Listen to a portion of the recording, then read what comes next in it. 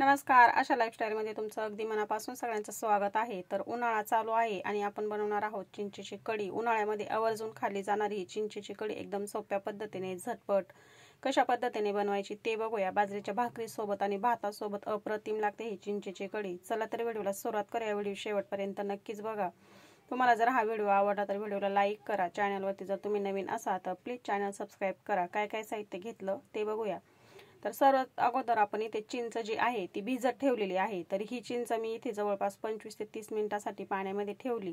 जास्त वेळ पाण्यामध्ये ठेवले की मस्त असा या पाण्यामध्ये अर्क उतरतो या चिंचेचा आणि सगळी व्यवस्थित अशी आपण याचा पल्प जो आहे तो व्यवस्थित असा चोळून घेतलेला आहे। बघा ह्या पद्धतीने चोळून घ्यायचे आणि जास्त वेळ भिजत ठेवले की मस्त अशी ही चिंचेची कढी तयार होते। आता याच्यामधून मी चिंचेचा चोथा आणि चिंचोके काढून घेतलेले आहेत। आता ह्या पाण्यामध्ये आपण गूळ घालून घेऊया। तर गूळ इथे मी जवळपास 3 चमचे गूळ किसून घेतलेला आहे। किसून घेतला की या पाण्यामध्ये पटकन विरघळतो म्हणून किसून घेतलेला आहे। आपण जर खडे टाकले तर खडे विरघळण्यासाठी जास्त वेळ लागू शकतो, म्हणून किसून घेतलेला आहे गूळ। आता तुम्ही चिंच आंबट गोड कशी त्या पद्धतीने गूळ कमी जास्त करू शकता। सुरुवातीला कमी टाकला आणि नंतर फोडणी करून कढीची चव घेतल्यानंतर सुद्धा तुम्ही परत त्याच्यामध्ये गूळ टाकून घेऊ शकता। तर बघा आता गूळ इथे व्यवस्थित असा विरघळलेला आहे, किसून घेतलाय, त्याच्यामुळे जास्त वेळ लागलेला नाही अजिबात। आता हे आपल्याला गाळून घ्यायचंय।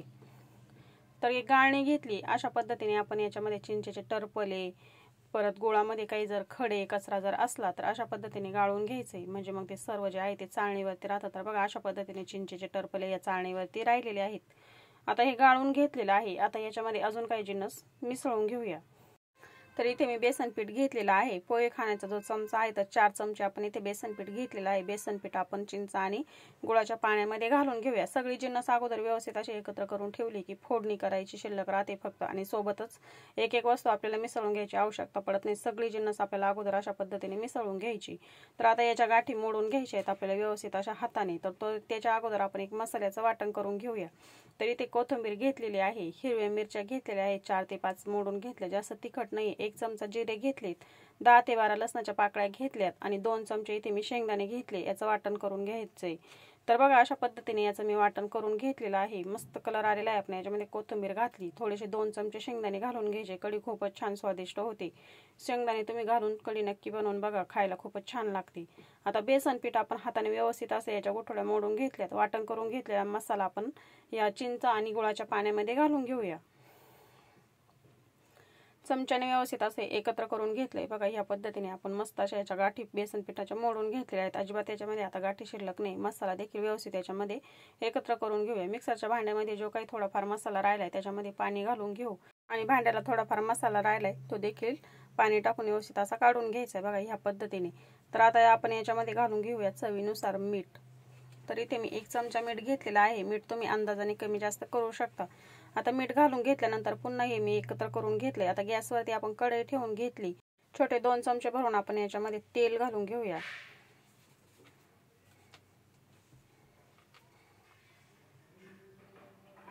भाजीचा जो छोटा चमचा असतो तर ते 2 छोटे चमचे मी इथे तेल घालून घेतलेलं आहे। तेल गरम झालं की आपण हे सगळ्यात अगोदर याच्यामध्ये घालून घेऊया। इथे मी 3 ते 4 लसणाच्या पाकळ्या अगदी बारीक अशा चिरून घेतल्यात, त्या घालून घ्यायच्या। अशा पद्धतीने फोडणीत लसूण घातल्यानंतर कढी खूप छान लागते। आता याच्यामध्ये आपण अर्धा चमचा जिरे घालून घेतलेले आहेत। 5 ते 6 कढीपत्त्याचे पानं घालून घेतलेले आहेत। एकत्र करून घेऊया। गॅस कमी ठेवलेला आहे। कमी गॅसवरती आपण हे व्यवस्थित असं एकत्र करून घेतलेलं आहे। 2 चिमूट इथे मी हिंग घालून घेतलेला आहे। हिंग टाकल्यानंतर कढी खूप छान लागते, नक्की टाकून बघा। एकत्र करून घेतलेलं आहे। आता याच्यामध्ये आपल्याला हळद पावडर घालून घ्यायची। पाव चमचा इथे मी हळद पावडर घेतलेली आहे। हळद पावडर टाकून आपण पुन्हा एकत्र करून घेऊया। मस्त कढीला कलर येईल। आता एकत्र करून झालं की मी याच्यामध्ये मोहरी टाकण्याचे विसरले होते, तर याच्यामध्ये मी अर्धा चमचा मोहरी घालून घेतलेली आहे।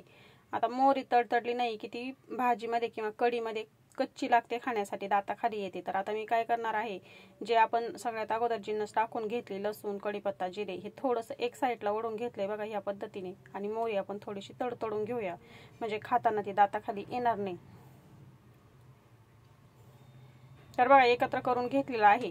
आता आपण याच्यामध्ये मिक्स करून घेतलेलं चिंचेचं पाणी, मसाला, बेसन पीठ हे सगळं घालून घेऊया। मस्त कलर आलेला आहे, बघू शकता तुम्ही। आता याच्यामध्ये आपल्याला एकत्र करून घ्यायचं आणि पाणी घालून घ्यायचं। आपल्याला किती कढी बनवायची त्यानुसार आपण याच्यामध्ये पाणी घालून घेऊया। तर बघा इथे एकत्र करून घेतलेलं आहे। आता मी याच्यामध्ये पाणी घालून घेणार आहे। जवळपास 1.5 ते 2 ग्लास याच्यामध्ये मी पाणी घालून घेते। सुरुवातीला जर जास्त घट्ट ठेवली तर ती थंड झाल्यानंतर अजून घट्ट होईल, अगदी बेसनासारखी घट्ट होते। मग एवढी घट्ट खाण्यासाठी चांगली लागत नाही। त्याच्यासाठी सुरुवातीलाच अगदी घट्ट ठेवू नका। त्याच्यामध्ये पाणी ओतून पातळ दिसत असली तरी पण ती शिजून आळली की ती घट्ट होते। तर बघा अशा पद्धतीने आपण आता याच्यामध्ये पाणी घालून घेतलेलं आहे।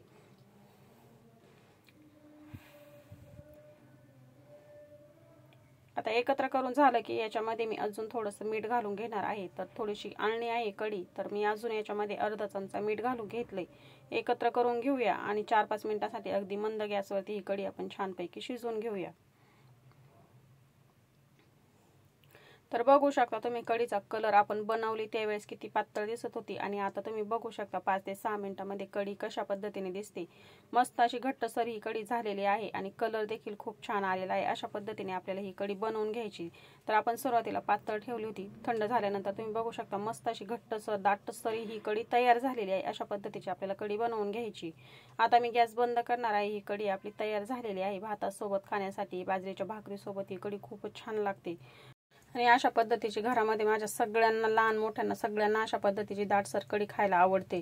भातासोबत खूपच आवडीने खातात। तर अशा पद्धतीने आपली इथे कढी आणि भात तयार झालेला आहे। तर बघा ह्या पद्धतीने मुलांना खायला आवडतं, अगदी मोठ्यांनाही आणि लहानांनाही।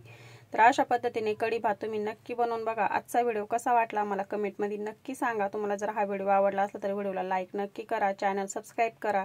वेळात वेळ काढून व्हिडिओ बघितल्याबद्दल अगदी मनापासून सगळ्यांना धन्यवाद।